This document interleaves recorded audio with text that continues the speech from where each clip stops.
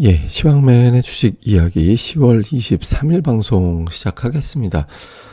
미증시는 소폭 올랐습니다. 다우가 0.5%, S&P 500도 0.5% 정도 올랐고, 나스닥은 0.19% 정도 올랐는데, 나스닥이 상대적으로 부진했던 거는 애플, 아마존, 페이스북 이런 종목군들이 약세로 끝났거든요. 근데 반면에 뭐 금융주라든가 에너지주 이런 것들이 강세를 보이면서 다우와 이제 S&P 500은 이제 상승하는 그런 조금 더 올라가는 이제 그런 모습을 보였는데 어쨌든 지수 다 올랐잖아요.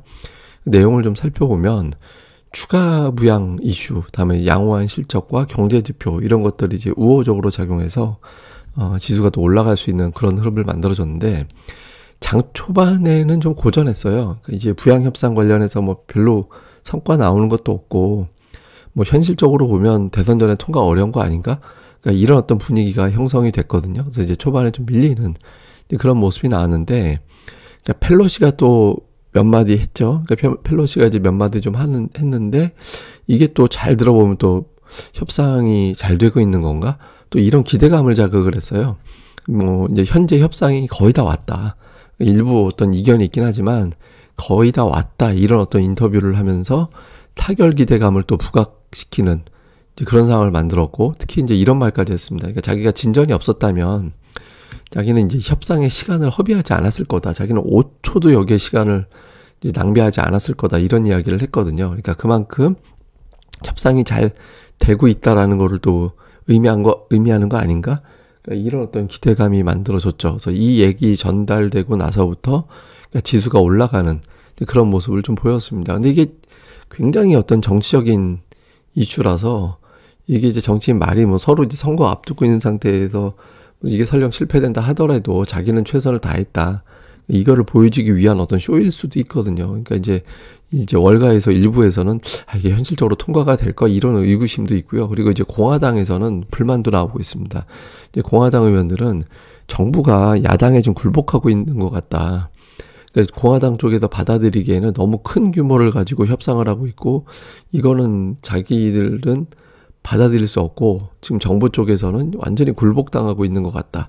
그러니까 이런 식의 어떤 표현을 하고 있거든요. 그러니까 지금 협상 관련된 다양한 어떤 목소리들이 나오면서 상당히 적지 않은 투자자들은 대선 전에 통과는 물 건너 갔구나 이런 인식도 하고 있습니다. 근데 다만 이제 펠로시가 계속해서 이제 저런 메시지를 던지고 있고 그리고 이제 이번에 통과 안 되면 나중에 더 큰 규모로 통과되겠지 뭐 이제 이런 어떤 기대감이 있다 보니까 어쨌든 이제 시장이 좀 올라갈 수 있는 그런 분위기는 좀 일부 좀 만들어졌다. 이렇게 보면 될 것 같고요. 이거 이외에도 이제 기업들의 실적과 경제 지표가 또 잘 나온 것도 이제 지수 상승을 이제 견인을 했다. 이렇게 보면 될 것 같은데 뭐 테슬라, 코카콜라 그러니까 이런 기업들이 예상치를 상회한 실적을 발표를 했고 주가도 또 올라갔거든요. 특히 이제 현재까지 실적이 한 120개 이상 나왔는데 그중에 80% 그러니까 한 83% 정도가 예상치를 상회하는 실적이 나왔어요. 그러니까 이날 나온 기업들도 대부분 다 예상치를 상회하는 그런 실적이 나왔거든요. 그래서 기업들의 실적이 좋다라면 뭐 지금의 주가보다는 더 올라가야지 뭐 이런 어떤 인식이 나올 수 있잖아요. 그러니까 이런 부분들. 그다음에 또 하나는 이제 경제 지표도 예상치를 상회했는데 9월 기존 주택 판매 같은 경우는 전월 대비 9.4% 증가해서 예상치가 한 5% 정도 전월 대비 증가한 걸로 예상했었거든요. 근데 그거보다 잘 나와서 예상치를 상회했다. 이 긍정적으로 보여줬고 그 다음에 지난주 신규 실업수당 청구 건수는 78만 7천 건으로 발표가 됐는데 예상치가 86만 건이었거든요. 근데 특히 78만 7천 건은 3월 코로나 대유행 이후에 가장 낮은 수준이었어요. 미국의 이제 고용지표가 상당히 개선되고 있구나.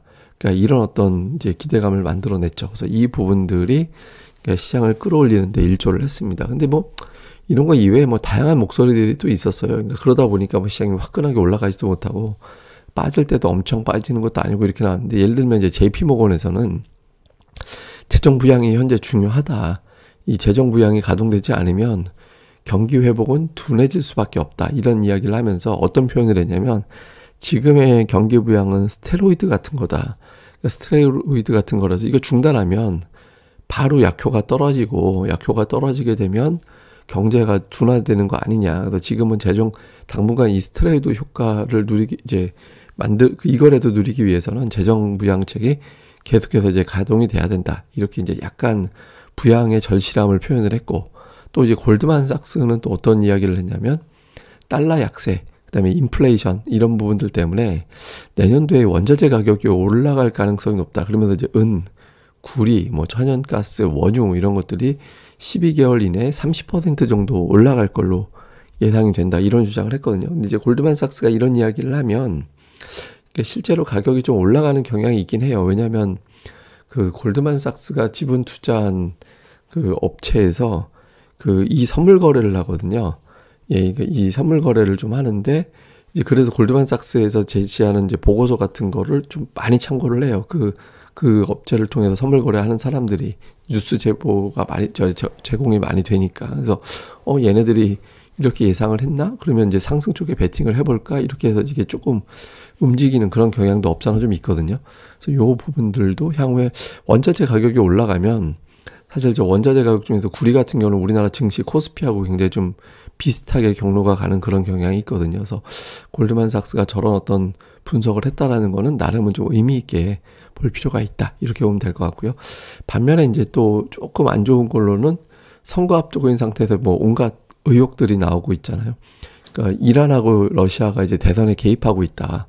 이런 주장이 제기가 됐는데 전문가들은 또 이게 어떤 이제 쪽으로 해석을 하냐면 트럼프가 이의 제기를 하는 명분이 될 수 있다. 이거는 외부에서 미국 대선에 개입을 했다면 이건 불공정한 선거라고 해서 트럼프가 나중에 이제 이의를 제기하는 그런 명분이 될 수도 있다. 이런 어떤 주장을 했고, 그 다음에 또 6명의 이제 전직 상무장관들의 모임이 있는데 여기서는 또 이제 바이든을 지지했어요. 예, 근데 이 6명의 상무장관 중에는 공화당 인사도 있거든요. 지금의 여당 쪽 사람이 이제 야당인 바이든 후보를 지지하는 그런 이야기를 했어요. 경제와 안보를 위해서 뭐 지지한다고 이런 어떤 이야기를 했는데 어쨌든 중요한 건 뭐 외부 선거 개입이 됐든 이제 상무장관들의 어떤 지지 선언이 됐든 이날 TV 토론 있잖아요. 그러니까 TV 토론이 굉장히 중요한 어떤 이벤트가 될 수밖에 없다. 여기서 뭐 이제 트럼프가 온갖 발언을 쏟아낼 텐데 이 발언에 대해서 이제 그 유권자들이 어떤 결정을 할 거냐. 이제 이 토론 이후에 현재 7.5%까지 지지율이 좁혀져 있거든요. 뭐 한때 두 자릿수 정도까지 벌어졌다가 이제 좁혀져 있는데 여기서 만약에 이제 더 좁혀진다라면 증시가 조금 불안정해질 가능성이 있습니다. 그러니까 트럼프 대통령이 또 불복 쪽으로 가는 거 아닌가? 그러니까 이런 어떤 인식들, 물론 이제 여기서 또 예상과 달리 또 트럼프가 당선될 수도 있는 거죠. 근데 어쨌든 좀 혼란해질 수도 있는 거고 오히려 이제 격차가 벌어지면 이게 뭐 대선은 사실상 끝났구나 이렇게 되면서 이제 변수로서의 영향력이 조금 축소될 수도 있거든요. 그래서 TV 토론 이후에 나오는 여론조사 결과 이게 되게 중요하다. 이렇게 보면 될 것 같습니다.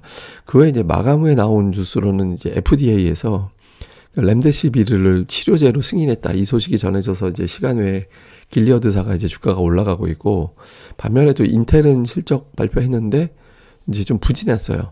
예, 이제 그러고 나서 이제 데이터 사업 부분이 특히 또 부진했다. 이런 어떤 내용을 공개하면서 시간에서 급락하고 있습니다. 10% 정도 이 시각 급락하고 있거든요. 그래서 오늘 저녁에 이제 인텔은 주가가 이제 오늘 밤 주식 시장에서는 큰 폭으로 빠질 가능성이 높다. 이렇게 보면 될 것 같겠습니다. 어쨌든 전체적인 어떤 증시 분위기는 뭐 그냥 추가 우양, 실적 이런 거 가지고 이제 올라간 하루였다. 이렇게 보면 될 것 같고요. 우리 시장으로 넘어와서 보면 우리는 이제 단기적으로 미 대선 영향권, 그 다음에 이제 수급 이런 것들이 좀 중요한 상황이 됐는데 우리 증시가 어떤 징크스가 있냐면 미국 증시, 그러니까 이제 미국 대선 직전주, 바로 전주에 조금 약한 흐름을 보이는 패턴이 있긴 했었어요, 이전에. 예, 그런 어떤 패턴을 좀 보이긴 했었는데, 이번에는 뭐 똑같이 될지는 모르겠습니다만, 어쨌든, 특히 이제 일부에서는 이제 트럼프가 낙선하게 되면 온갖 법적 처분을 받게 될 것이고, 일부 극단적인 표현은 트럼프는 대통령직을 내려놓는 순간 구속될지도 모른다, 뭐 이런 어떤 이제 분석을 하는 사람들도 있잖아요. 그래서 이제 이걸 방어하기 위해서 트럼프가 이제 불복하는 이제 상황을 만들어낼 수도 있다. 이런 어떤 주장이 있어서 대선 전후까지는 시장이 좀 혼란하지 않을까? 이런 걱정을 하는 사람들이 많이 있습니다. 그러다 보니까 이제 좀 시장이 긴장감을 어느 정도 갖고 있는 상황이긴 하거든요. 그런데 이제 대선 후가 되면 이제 새로운 어떤 대통령이 되고 또 의회도 이제 어떤 의석수가 정돈이 되면서 국면 전환해야 되고 그러기 위해서는 이제 추가 부양책 가동이 불가피하거든요. 그래서 대규모의 부양책이 될 텐데 이제 문제는 이게 부양책이 과연 언제 될 거냐. 이제 일부에서는 내년도 1월은 돼야 이제 가동이 될 수도 있을 거다. 이런 주장이 있거든요. 이렇게 되면 이제 정책 공백이 길어지게 되면서 거기 그 부분에 대해서 부정적으로 해석할 수도 있지 않을까? 그러니까 이런 걱정이 있는 거죠. 그래서 이런 부분들이 이제 시장이 방향성 잡기 애매하게 만드는 이제 그런 측면이 있는 거고, 그래서 최근 들어서 보면 시장이 올라갔다 내려갔다 좀 반복하고 있잖아요. 그리고 또 하나는 이제 수급 상황인데, 코스피 같은 경우는 외국인들이 좀 조심스럽죠. 매수 우위긴 한데 적극적인 매매를 하기보다는 조금 조심스럽게 매수 우위 정도 보이는 그런 형태. 그 다음에 이제 금융투자는 이제 지금은 뭐 10월은 워밍업이고 11, 12월에는 어쨌든 금융투자는 이제 매수 우위를 보이게 되거든요. 배당 때문에. 그러니까 코스피는 그래도 어쨌든 수급이 그렇게 나쁘진 않은데, 반면에 지금 코스닥 쪽은 수급이 굉장히 좀 불안정하죠. 예, 그러니까 수급이 좀 불안정하다라고 볼 수밖에 없는 게, 지금 금융투자 쪽, 그러니까 기관 투자자들의 매도가 굉장히 많이 나오고 있잖아요. 그러니까 이틀 전에 10월 21일에 62억 순매수 들어온 거 말고는 지금 10월 8일 이후에 순매도가 쭉 나오고 있는데, 그 중에 7일 정도가 6일 정도가 1,000억 원 이상 매도를 했어요. 2,000억 원 이상 매도한 것도 이틀이나 있었고. 그러니까 이제 기관들이 기본적으로 매도를 하는 데다가 이제 양도세 이슈까지 더해져 있다 보니까 수급이 굉장히 불안정해져 있는 상태가 되고 있거든요. 그러니까 뉴스가 매일 달라요. 그리고 또 반나절마다 다르고, 3억 원으로 결국엔 축소될 거다, 아니면 10억 원을 유지할 거다, 또 어제는 뭐 5억 원으로 조절할 것 같다, 이렇게 막 굉장히 막 다양한 어떤 이야기가 나오고 결론은 나오지 않고, 어느 때는 이거 양도세 문제 무난하게 넘어가나 했다가 어느 때는 이거 3억 원 내면 매도 폭탄 나오겠구나, 이렇게 되면서 매도가 나오는 것도 매도가 나오는 거지만 매수가 쉽게 못 붙고 있죠. 저게 좀 정돈이 돼야 빠지면 매수해야지라고 이제 붙는 상황이 나올 수 있을 텐데, 그걸 이제 붙이지 못하고 조금 이제 하락하고 이제 살짝 반등하고 이런 형태가 좀 나오고 있잖아요. 그러니까 요 양다세 이슈가 좀 정돈이 돼야 됩니다. 어제 같은 경우도 이제 큰 시세가 나왔던 종목들 중심으로 이제 매도가 많이 나왔잖아요. 예를 들어 뭐 5G라든가 일부 바이오주 중에서 일부라든가 이런 종목군들이 좀 두드러지게 밀렸는데, 요게 이제 많이 올라서 양도세 관련된 매물이 있었다고 봐야 되거든요. 물론 일부에서는 뭐 업황에 대해서 부정적으로 분석한 영향도 있긴 하지만 어쨌든 그런 어떤 부분들도 좀 있었거든요. 그래서 양도세 이슈가 어느 정도 영향을 주고 있는 상태라서 요게 조금 완화가 돼줘야 된다. 요거 이제 하나의 포인트고. 근데 이제 잘 보면 이런 가운데서도 틈새 종목 장세가 계속 만들어지고 있거든요. 코스피에서는 이번 주 들어서 좀 세다 싶은 게 저 PBR 주들. 예, 그러니까 뭐 금융주들이 강하거든요. 그리고 고배당 관련 주들도 상대적으로 강하고, 그러니까 이 종목군들이 이슈가 되고 있고, 또 다음에 실적 개선 이슈가 있는 소재 쪽 종목군들도 강했어요. 철강화학주들도 이번 주 들어 좀 강했거든요. 근데 요런 종목들이 움직일 수 있었던 거는 삼성전자가 버텨줬기 때문이었거든요. 어제도 이제 삼성전자 주가가 뭐 올라간 건 아니지만 6만 원에서는 어쨌든 견뎌줬잖아요. 근데 삼성전자가 오늘 6만 원 테스트가 또 나올 텐데, 오늘 미증시에서 이제 마이크론 테크놀로지가 그 3월 코로나 상황 이후에 최고치를 기록을 해서 그때 쭉 빠졌다가 이제 뭐 회복을 하고 있는데, 그 코로나 국면 이후에 종가 기준으로는 가장 높은 주가 53, 4달러 정도까지 이제 올라왔거든요. 그래서 요 흐름을 과연 이제 만들어낼 거냐. 그러니까 삼성전자 하이닉스가 오늘 조금 인텔 영향을 받을지 마이크론 테크놀로지 영향을 받을지는 좀 봐야겠습니다만은, 삼성전자가 6만 원을 버텨줘야, 그리고 다시 상승을 여기서 보여줘야 종목 장세가 계속해서 지수가 버티는구나, 지수가 버텨준다라면 종목 장세 정도는 투자자들이 기대할 수 있거든요. 그래서 오늘 이제 삼성전자의 6만 원 부근에서의 버팀, 이게 이제 되게 중요합니다. 그리고 또 하나 코스닥 쪽은 이제 가격 부담이라든가 신용이라든가, 그러니까 이런 어떤 압박이 좀 있었잖아요. 근데 이건 좀 덜어냈죠. 예, 최근에 이제 주가가 빠지면서 이제 이런 어떤 우려감을 좀 덜어낸 상태이기 때문에 신용 잔고가 줄어들어 있는 종목. 그러니까 최근에 한 3일 동안에 신용이 한 5천억 정도 감소하는 그런 모습이 나타났었거든요. 근데 이런 종목들 중심으로는 어제 조금 눌리긴 했습니다만, 이제 그제 같은 경우는 갑자기 확 올라가는 종목들이 있었는데 공통적으로 신용이 좀 줄어든 종목들이었거든요. 그래서 이런 종목들 중심으로는 이제 좀 시세가, 그러니까 반전 시도가 이제 계속 나올 수 있기 때문에 이런 그러니까 3대 조건, 신용이 줄어들었고 실적 개선이 눈에 보이고 기관 매수 초기에 해당되는 종목군들에 대해서는 좀 관심 있게 관찰을 좀 집중적으로 해볼 필요가 있지 않나, 이렇게 봐야 될 것 같습니다. 근데 단기적으로 시황은 안정적인 방향성보다는 변동성이 이어질 수밖에 없어요. 지금 대선 문제, 코스닥 쪽의 수급 문제 이런 것들 때문에 이제 변동성이 이어질 수밖에 없는데, 삼성전자가 좀 버텨준다라면 종목 장세는 계속해서 이제 부분적인 종목 장세, 그리고 반등을 시도하는 종목 수는 조금씩 늘어날 수 있는 국면이긴 하거든요. 그래서 이제 수급이 좀 개선되고 있는 종목군들, 이런 것들 중심으로 계속 좀 기회를 만들어내는 그런 대응이 필요할 것 같습니다. 그럼 또 오늘 하루 또 잘들 보내시고요. 저는 또 다음 방송에서 뵙겠습니다. 감사합니다.